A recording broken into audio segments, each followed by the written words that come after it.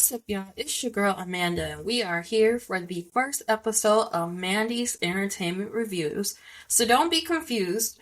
This is a separate podcast from Thompson and Stuff, whereas on Thompson and Stuff, I do pop culture news in general.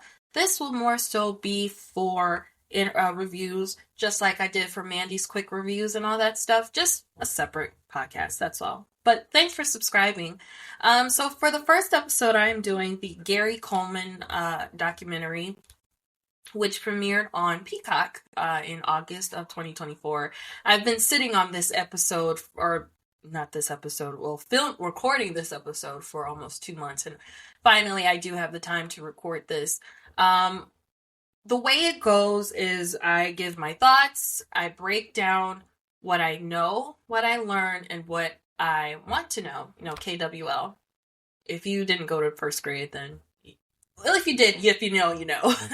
So I break it down in KWL, and I also give my Mandy stars if it's a 5 out of 5, a 3 out of 5, and I give my reasons why I chose that number for a review. These podcasts are not going to be as long as Thompson and Stuff episodes. They'll probably be at a minimum of like 15 to 30 minutes. So they're not going to be very long. So let's get into it. So Gary was on Peacock and it came out in August of 2024. My thoughts on this. The first thought was that we learned some more information about Gary Coleman. We learned about how he was as a child and his family life and his private life, like his dating life and who his girlfriends were and all that stuff. Because Gary Coleman, I guess, is from that era of celebrity where they didn't really talk about their personal lives like that. And if it was discussed, then it will be in scandal. So we learned about that. With it being on Peacock, it introduces a new generation of TV watchers to things like the Gary Coleman Show, his cartoon, Different Strokes. We have these streaming apps now that have reruns of Different Strokes, Good Times, all that stuff. So nowadays, nobody's really watching cable TV. We're cutting our cable off and we're getting streaming because some apps are as low as like $5.99 a month, $8.99 a month, whereas with cable, you're paying like $200 and something a month. Well, that and you're bundled with your internet, but with the streaming, we do have access to seeing these TV shows for free or for a low minimum price. So I believe kids as young as 10 years old, 10 to 25, are streaming things more. So they can go through like a library of apps to find reruns of these shows and just stream them for free. Learn what Gary Coleman did for Different Strokes. Learn what Gary Coleman did for Good Times and, enjoy it. This documentary also includes his family and friends, and I always thought that his parents were bold for being on there because I always heard that they stole his money. So if you stole money from me, like, you're very bold just to, be on anything that involves me, even if I'm gone, because Gary's been gone for a few years. So that was just insane for them to show their faces. And then also, I didn't like Shannon Price's, his wife's, body language while she was on the documentary. She was just jittery and all over the place. I don't recall her getting sad. Not one time on the documentary. I don't recall her getting sad. Like, woman, you were married to him. You're a widow. So why aren't you getting sad? Just saying. So I want to start with the K, which is no. I know Gary is from Illinois. He's from Zion. Zion is up north. It's from where I grew up. It's about 45 to an hour away. So he's from up north. It's by Waukegan. So it's probably Waukegan County. I don't know if that's Cook County up there, but he's from Zion. He was a child star in the 70s and in the 80s, which was his heyday. With Good Times, Different Strokes, he had the Gary Coleman Show, which was a cartoon, and also he did a couple movies as well. His parents stole his money, and I hate to say this, but that is a similar story to any other child star.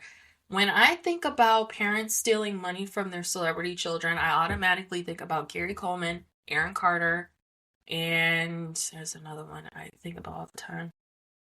Gary Coleman, Aaron Carter.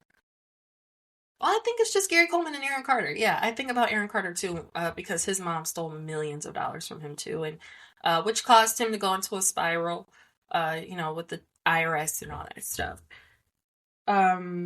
Gary had kidney issues, and because of his kidney issues, he could not grow no taller than what he ended up being as an adult.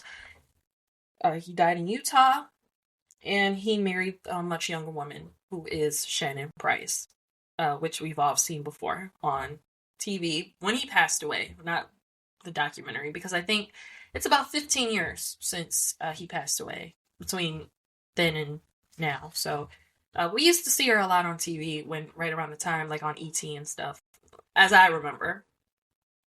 Want to know, how did he get his start? Obviously, because I know who Gary Coleman is, but I wasn't too familiar with his backstory. I know he was on Different Strokes. He was on this show. He caused some mayhem in the 90s, and then he died. That's all I know. What was his life growing up in Zion? Now, I grew up an hour away. I've never been to Zion. I've never been to Waukegan. I don't know what life is like up there, so that's what I wanted to know. What did he do in the 2000s? So after all of the excitement of his career in the 80s and 70s and 80s, what did he do in the 2000s?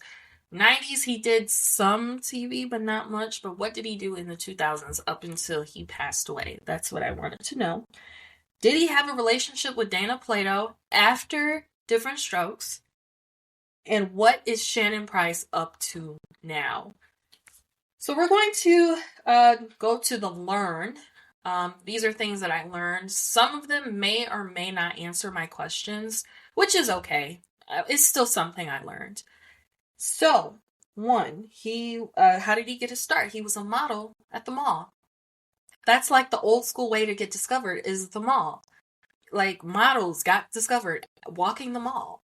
And he did Harris Bank commercials. So, here in Chicago, we did have a bank called Harris Bank, and their mascot was like a lion and stuff. So I remember, where I grew up, it was not, we had a Harris Bank, but it closed down. But the building is still standing, which is crazy to me. And then they closed down, and then they became MB Financial, and then that stopped, and now what was MB Financial is now Fifth Third Bank. So Harris is obviously, it's an older bank that no longer exists, but he did the commercials for them back in like the 70s.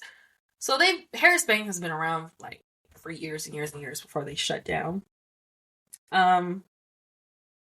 He was a virgin, but was romantic with his girlfriend of 6.5 years, who was not Shannon Price. So again, we didn't hear much about Gary's personal life until this documentary, so he did have a girlfriend of 6.5 years. Nothing was going on, but he was very romantic.